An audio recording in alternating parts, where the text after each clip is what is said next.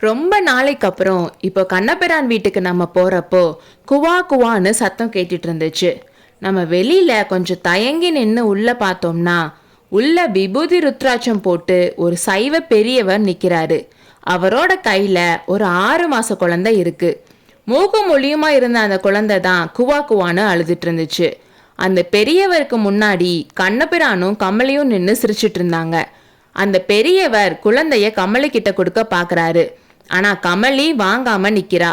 நான் என்ன பண்ண, தாத்தாவை பார்த்தா பேரனுக்கு அவ்வளோ ஆசை, என்கிட்ட வரமாட்டானேன்னு கமலி சொன்னா. ஆனா குழந்தை குவா குவான்னு அழுதுகிட்டே கையும் காலையும் உதைக்குது. கமலி, உன்னோட பொல்லாத்தனம் உன் குழந்தைகிட்டையும் இருக்குன்னு அந்த பெரியவர் சொன்னாரு.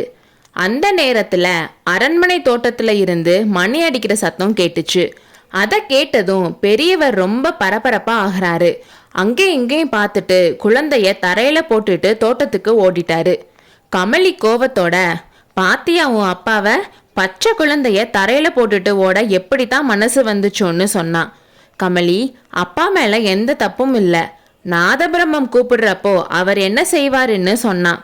நாதபிரம்மமும் ஆச்சு, நாசமா போனதும் ஆச்சு, எல்லாம் வேஷம். அவ்வளோ வைராக்கியம் இருந்தா காட்டுக்கு போய் தவம் செய்ய வேண்டியது தானே. அரண்மனை தோட்டத்துல சிங்கார மண்டபத்துல என்ன வேலை? அது போகட்டும், என்னோட பொல்லாத்தனம் எல்லாம் என் குழந்தைக்கும் வந்திருக்காமே. கிழவருக்கு வாய் துடுக்க பாத்தியா? இவரோட மகன் மட்டும் ரொம்ப சாதுவான். நீ பாரு, இந்த கோட்டை கதவை மட்டும் திறக்கட்டும், என்னோட இந்த பொல்லாத பிள்ளையும் தூக்கிக்கிட்டு சிவகாமியை பார்க்க போயிடுவேன். இந்த அரண்மனை சிறையில யார் இருப்பான்னு சொன்னான். இப்படி மூச்சு விடாம கமலி பேசிக்கிட்டே தரையில இருந்த குழந்தைய எடுக்க போனா.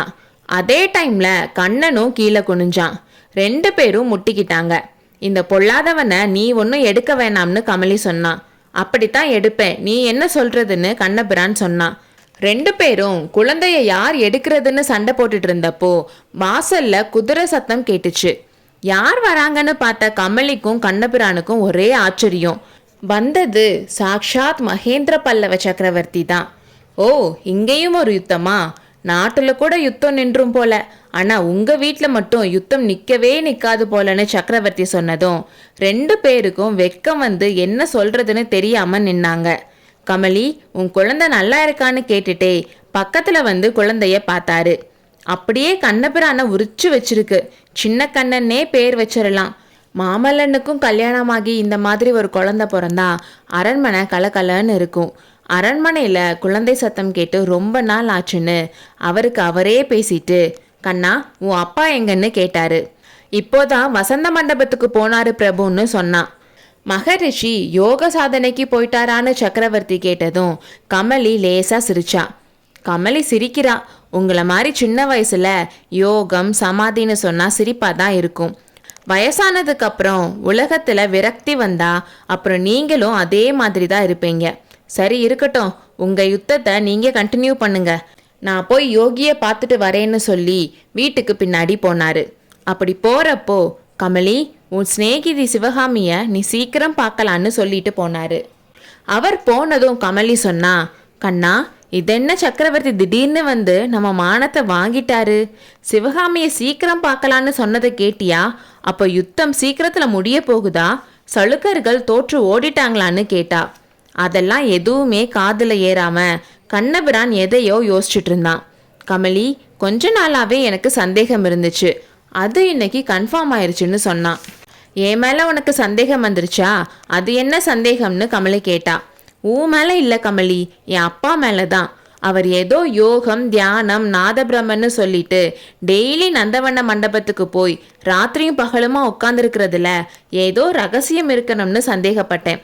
அது இன்னைக்கு கன்ஃபார்ம் ஆயிடுச்சுன்னு சொன்னான். என்ன சந்தேகம் கண்ணா? எப்படி கன்ஃபார்ம் பண்ணன்னு கமலி கேட்டா. கிட்டவா சொல்றேன், ரொம்ப ரொம்ப அந்தரங்கமான விஷயம், இந்த பைய காதுல கூட விழுந்துடக்கூடாது.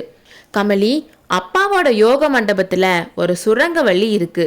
அது கோட்டைக்கு வெளியே போகுது. சக்கரவர்த்தியோட ஒற்றர்கள் அது வழியா அடிக்கடி வெளியில போயிட்டு வந்துட்டு இருக்காங்கன்னு நினைக்கிறேன். பாத்தியா, இந்த பையன் நான் சொல்றதை எப்படி ஒட்டு கேட்டுட்டு இருக்கான்னு சொல்லி கண்ணன் குழந்தையோட கன்னத்தை லேசா கில்ல குழந்தை வீல்னு கத்த ஆரம்பிக்க கமலி கண்ணபிரான் கிட்ட சண்டை போட, அவன் வேணும்னா ஏன் கண்ணத்தை கிள்ளட்டும்னு கண்ணபிரான் சொல்ல கமலி குழந்தைய பார்த்து என் கண்ணேன்னு சொல்லி அதுக்கு முத்தம் கொடுக்க போக குறுக்க கண்ணபிரான் கன்னத்தை நீட்ட கமலி அவன்கிட்ட சண்டை பிடிக்கன்னு ஒரே ரணகலமா ஆயிடுச்சு. அதுக்குள்ள மகேந்திர சக்கரவர்த்தி தோட்டத்துக்குள்ள புகுந்து வசந்த மண்டபத்துக்கு போனாரு. காலடி சத்தம் கேட்டதும் சிவனடியாரா இருந்த அஸ்வபாலர் வெளியில தலையை நீட்டி, பிரபு நீங்க தானே, நல்ல நேரத்துல வந்தீங்க, இப்போதான் மணி அடிச்சிச்சுன்னு சொல்லி மண்டபத்தோட நடுவுல இருந்த சிவலிங்கத்தை நகர்த்தி வைக்கவும் சிவலிங்கம் இருந்த இடத்துல ஒரு பள்ளம் இருந்துச்சு. அதுக்குள்ள லேசா வெளிச்சம் இருந்துச்சு. கொஞ்ச நேரத்திலேயே அந்த பள்ளத்துக்குள்ள இருந்து சத்ருகனனோட தலை தெரிஞ்சிச்சு. அப்புறம் அவனே வெளியில வந்தான். சத்ருகனா, உனக்காக வெயிட் பண்ணி போதும் போதும்னு ஆயிடுச்சு, ஏன் இவ்வளோ லேட்? போன காரியம் என்னாச்சு? காயா பழமான்னு சக்கரவர்த்தி கேட்டாரு. பல்லவேந்திரர் எடுத்த காரியம் ஏதாச்சும் காயானது இருக்கா?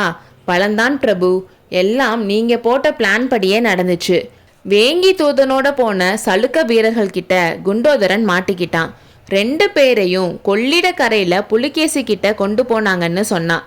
அதுக்கப்புறம் குண்டோதரனை நீ பார்த்தையா, இல்ல அவன்கிட்ட இருந்து ஏதாச்சும் செய்தி வந்துச்சான்னு கேட்டாரு. அதான் இல்ல, அவனுக்காக தான் இவ்வளோ நேரம் வெயிட் பண்ணேன். புலிகேசி பெரிய மூர்க்கன்னு கேள்விப்பட்டிருக்கோமே, குண்டோதரனுக்கு என்ன ஆச்சோன்னு கொஞ்சம் கவலையா இருக்குன்னு சத்ருகனன் சொன்னான். குண்டோதரனுக்கு ஒன்றும் ஆயிருக்காது சத்ருகனான்னு சக்கரவர்த்தி சொன்னாரு. எப்படி சொல்றீங்கன்னு சத்ருகனன் கேட்டான். நம்மளோட திட்டம் நம்ம எதிர்பார்த்ததை விட பெருசா பலனை கொடுத்துருக்கு. புலிகேசி சமாதான தூது அனுப்பியிருக்கான். இப்ப அவனோட தூதர்கள் என்னோட பதிலுக்காக தெற்கு கோட்டை வாசல்ல காத்துட்டு இருக்காங்க. நான் உன்னை பார்த்துட்டு முடிவா பதில் சொல்லலாம்னு நினைச்சு அவசரமா இங்க வந்தேன்னு சொன்னாரு. பிரபு, புலிகேசிய நம்பலாமா? பெரிய வஞ்சகன்னு சொல்றாங்களேன்னு சத்ருகனன் சொன்னான். இதுல அவநம்பிக்கை வைக்க எதுவுமே இல்லை சத்ருகனா. ஆனாலும் குண்டோதரன் வந்தா அவனை சில விஷயம் கேட்டுட்டு உறுதிப்படுத்திக்கலான்னு நினைச்சேன்னு சொன்னாரு. சக்கரவர்த்தி இப்படி சொல்லிட்டு இருக்கிறப்பவே சத்ருகனன் எந்த பள்ளத்துல இருந்து வந்தானோ அந்த பள்ளத்துல இருந்து இருமல் சத்தம் கேட்டுச்சு. 2 பேரும் திடுக்கிட்டு பார்த்தாங்க. அடுத்த செகண்டே குண்டோதரன் அந்த பள்ளத்துல இருந்து வந்தான். குண்டோதரா, உனக்கு 100 ஆயுசு. இப்போதான் உன்னை பத்தி பேசிட்டு இருந்தோம், நீ எப்படி திடீர்னு வந்தன்னு சக்கரவர்த்தி கேட்டதும், பிரபு, நீங்க அடிக்கடி சத்ருகனனை பின்பற்றி நடன்னு சொல்வீங்களே, அது ரொம்ப கஷ்டமான காரியம். இந்த இருட்டு சுரங்க வழியில இவரை பின்தொடர்ந்து நான் ஓடி வந்தாலும் இவரை பிடிக்க முடியலன்னு குண்டோதரன் சொன்னான். உன் வேடிக்கையெல்லாம் அப்புறம் இருக்கட்டும் குண்டோதரா, நீ போன இடத்துல என்ன நடந்துச்சுன்னு சொல்லுன்னு சக்கரவர்த்தி கேட்டதும் குண்டோதரனும் நான் முன்னமே அறிந்த அவன் வரலாற்றை விவரமாக கூறி முடித்தான். அடுத்த அத்தியாயத்தில் சந்திப்போம்.